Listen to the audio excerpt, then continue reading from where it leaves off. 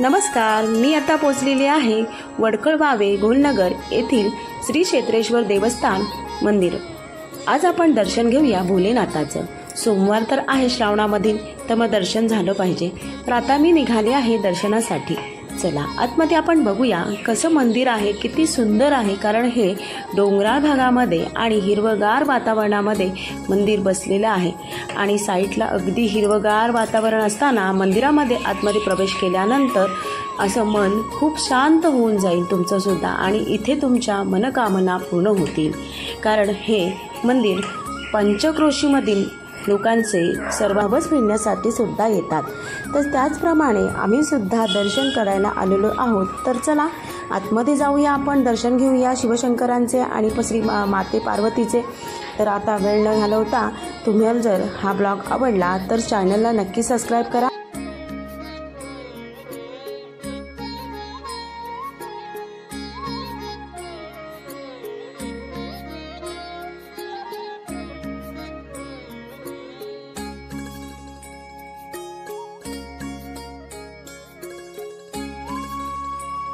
आणि त्या गाभाऱ्यामध्ये शिवशंकर आणि श्री पार्वती माता वसलेली आहे।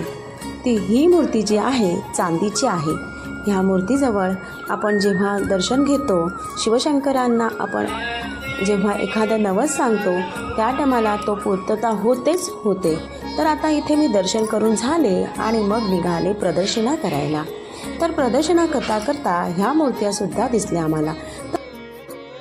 ही सुद्धा शिवशंकरांची आणि श्री माते पार्वतीची मूर्ती आहे। ती इतर दिवशी बसवली जाते आणि फक्त सोमवारीच चांदीची मूर्ती बसवली जाते।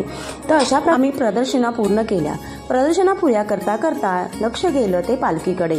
ही पालखी जी आहे महाशिवरात्रीला खूप मस्त अशी सजवली जाते आणि ह्यामधून श्रींची म्हणजे भोलेनाथांची पालखी निघते।